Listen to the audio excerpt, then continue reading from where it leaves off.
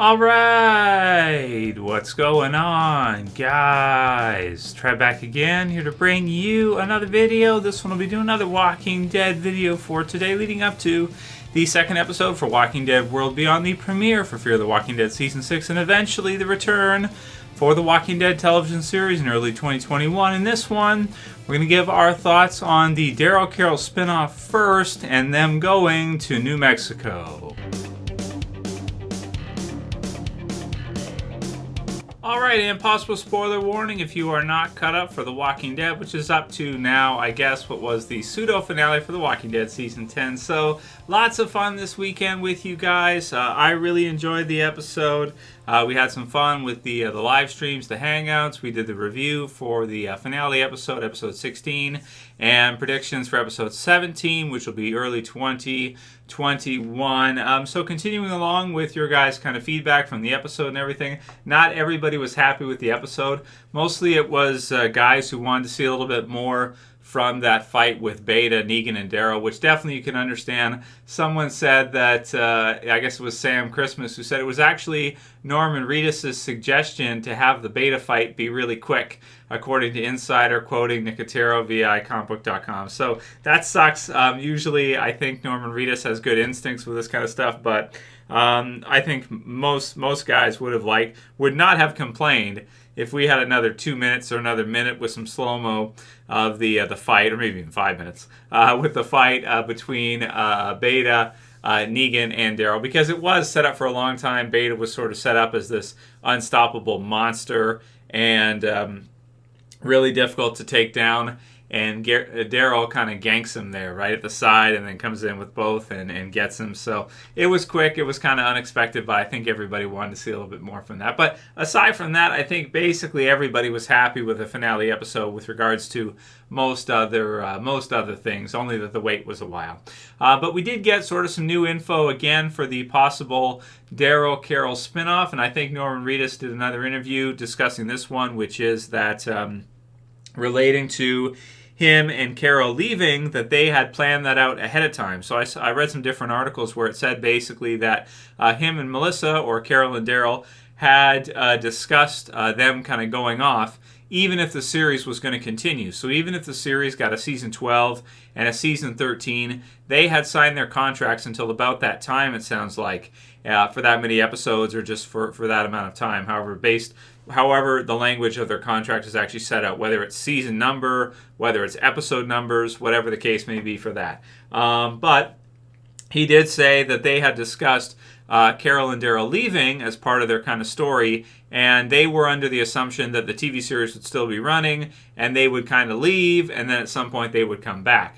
So maybe what we're seeing here with them kind of announcing the end after COVID and everything could possibly be impacted by the fact that they were going to kind of lose Daryl and Carol, or their contracts were going to kind of run out, and so they were going to leave for a while and kind of come back. Maybe they felt like they didn't have enough with the show to continue on during that time and call it Walking Dead still if they didn't have those two as well. So maybe that's the case. Maybe that has something to do with it. But there was another mention, again, of them going to New Mexico, which Madeline McGowan had said from this finale episode. It says, did you catch that Daryl and Carol talked about going to New Mexico? Maybe that's where the spinoff series will take place. Yeah, it's not the first time they've mentioned that. I think they mentioned that at the beginning of season 10 as well, in the episode with the satellite, crashing in the fire and all that. If you guys remember them having to put out the fire at the ocean side, I think there was a mention in that episode as well of them just kind of leaving, taking the bike and just going to New Mexico or somewhere like that. So again, this is the second mention now in the finale episode of Daryl and Carol leaving and going off to New Mexico. Now, why that's useful is because the spin-off series for The Walking Dead, the main one they're also doing Tales of Walking Dead 2 as an anthology series, but the key one that's going to be Angela Kang run is the Daryl and Carol spinoff. So I think it follows, and it sounds like they're planting those seeds now, most likely for, in the spinoff series, Daryl and Carol to leave at the end of the show, at the end of The Walking Dead, and head out to New Mexico by themselves, probably. So how does Connie fit into that? probably doesn't, right? At some point in time, we'll probably see Connie either be killed off or her and Daryl not be in a relationship or something like that, because it doesn't make sense. If he's in a relationship with Connie, then you'd think she'd go with him, and it doesn't sound like that's going to be the case. It sounds like it's going to be Daryl and Carol going off by their lonesome by themselves, and we'll have to see if any entourage is brought with them at all. Maybe like Judith or something, but probably not, right? Most likely just the two of them, and the rest is too dangerous. They stay back at Alexandria or wherever the group is staying at during that time. And I do think that some of the other articles as well had said that it's going to feel like some kind of road show, or it's going to feel a lot different from the original Walking Dead series, in that in the original Walking Dead series, they're typically staying in Alexandria, or they're staying at Hilltop, or they're staying at the prison, or they're staying at different spots, or the groups are a little bit spread out, and you have kind of enemies, you have villains kind of coming in, and then you have them, fighting against the villains. A whole bunch of walkers involved with that too. They throw lots of good stuff in at us, but some of the most fun times of the series were when they were on the road. They were never on the road for that long when you had so many people there, like season 5, I want to say, where you had Glenn, you had the others, like the episodes like Them, or in and around those episodes when they were traveling. A lot of people really love those episodes. They're some of their favorite of the whole series. We have seen a good amount of traveling in fear with the trucks and whatnot. They've done a little bit of that. But it'll be cool to see Daryl and Carol kind of go off on an adventure, do like an adventure series, and it sounds like to me, instead of them keeping it under the Walking Dead's main television series umbrella, they decided that we need to end that series in episode number, finish that off, and then start a spin-off series with Daryl and Carol and have it have a different vibe, a different feel, and not be so like this versus a group of villains, that whole thing. It could be kind of them going like an adventure series, an adventure type show. So I'm down for that. It's important also, too, we got to keep in mind that over the years, as you're doing 12 seasons, 13 seasons, or whatever, you got to change it up. You have to. You can't always have it be the same thing every week, week in, week out, over and over and over again. You have to have some change. You have to mix things up when you're doing that many episodes, unless it's like a procedural crime drama, or like episode of The Simpsons comedy or something. And even that has changed a lot over the years, I'd say even generations now. So let me know what you guys think about that. Daryl and Carol going to New Mexico as most likely the answer to what that spin-off series will be like. Seven Graves had said, question, since I've never read the comics, I know the Commonwealth were in the comics, but was the CRM in the comics as well? So the great question from Seven, the answer is no.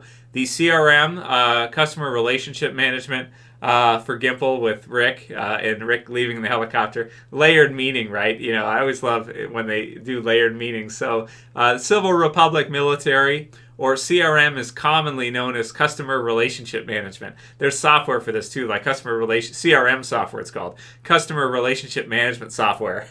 so Gimple, ever clever as usual. Either unintentional, it's got to be intentional, but CRM, Civil Republic Military, but also for us as customers, or us as viewers for the show and for the Walking Dead universe, a customer relationship management system, so we don't all turn off when Rick gets killed off or leaves, right?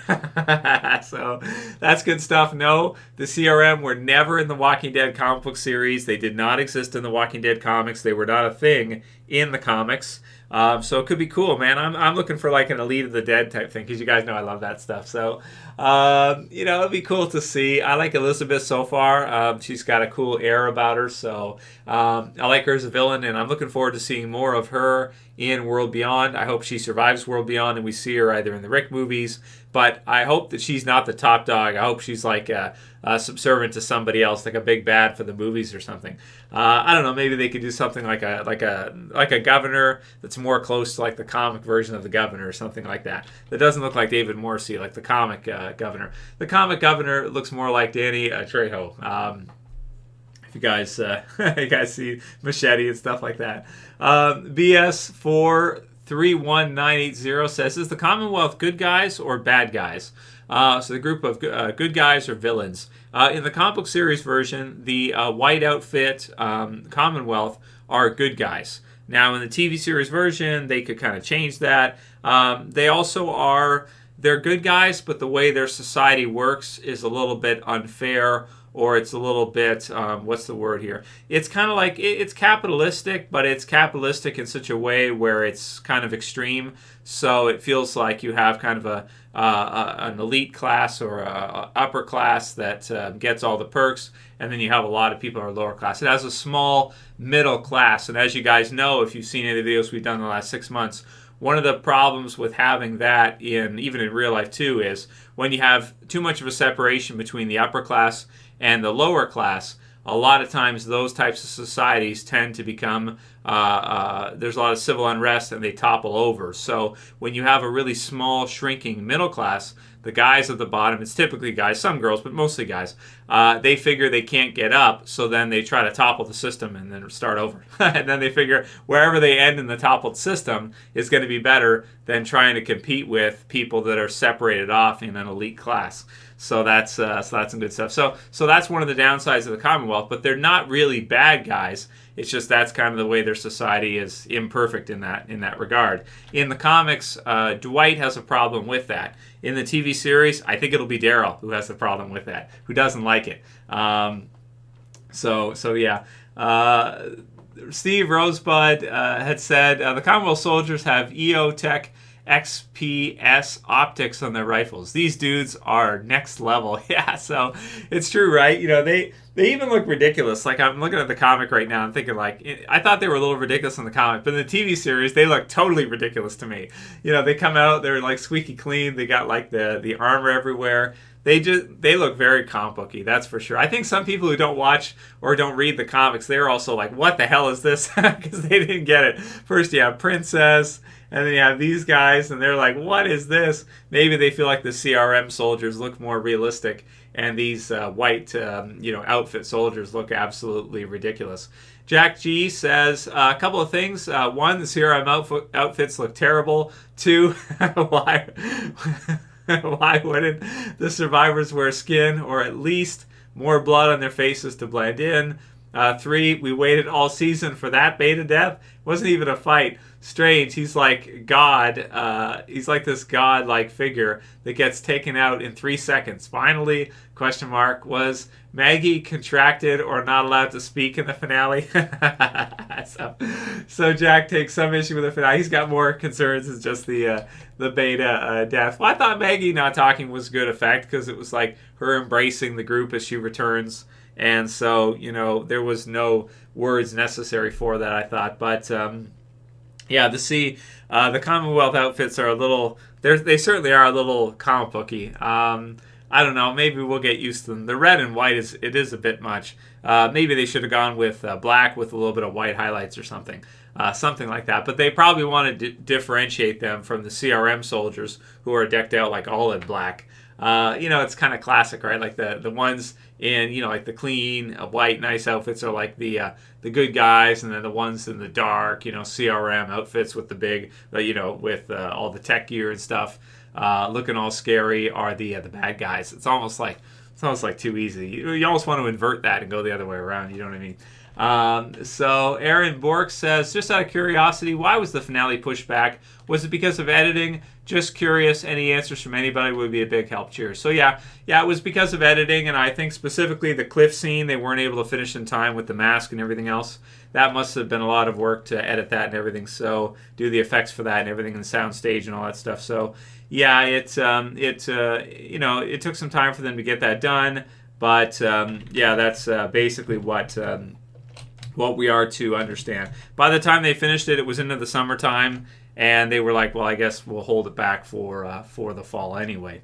So Evan said, boring. It was so boring I fell asleep and missed the massacre at the end in World Beyond. So some people like World Beyond. Not everybody hated it. I don't hate it. I just was watching it thinking, okay, are other people going to like it? And right away I was saying to myself, like, okay, I'm a huge Walking Dead fan, and even I'm a little bored. So if I'm a little bored as a huge Walking Dead fan, the average fan is going to be like gone. They're going to fall asleep, or they're going to check out right away. But Joshua Bernard had a good one who said, in World Beyond, did Hope kill Elton's mom? The woman she shot, is that not the same woman we saw in the picture in Elton's bag? So that was my impression, Josh. So that was my understanding. If that's wrong, you guys can leave a comment below and let me know what you think about that. But yeah, so if that's correct, and I think that's what they were going for there, then that means that Hope did kill Elton's mom. So Elton's the karate kid with the black hair, and then Hope is the rebellious teen, I guess, sister of Iris. So that means that little Hope, when she was younger, did kill Elton's mom. Yes. And maybe, I don't know if Elton doesn't know that. He probably doesn't. Maybe at some point that will be revealed. I got some cool like comic vibes of sort of like some of the stuff with the youngins, like Carl in the comics and the way he was. And there was Lizzie and Mika in the TV series, but in the comics there was twin brothers, Ben and I forget the other one's name. That's going way back now. So maybe we could see some cool stuff with that. I like it anyway, and it's at least something, but you can miss it very easily. They should have made that maybe more obvious in the episode as you were going through it. But yeah, so I think that's what they were going for there. I'll double check on that one, but I'm pretty sure.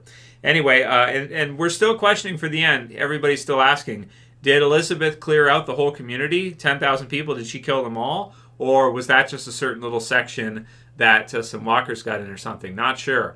But I think we are to read that as her having cleaned out the entire community. And, feel free to correct me if I'm wrong there, but I think that's what they were going for at the end there for World Beyond. So a little bit of confusion about World Beyond and what the meaning were or what was happening there in a few parts of it. But, it's at least we're going to get a second episode coming up. It has 10 episodes the first season, so I'm going to continue along with it and at least review episode 2 after Fear, that is, with Fear taking priority. So, Daryl and Carol spin-off to New Mexico. Let me know what you guys think. And if you like this video, please thumb it up below. You can share, you can favorite, and subscribe to the bottom left if you're new. That's it for this one. See you guys again soon for another. As always, this is Trev, and I'm saying peace later, guys. I'll see you soon.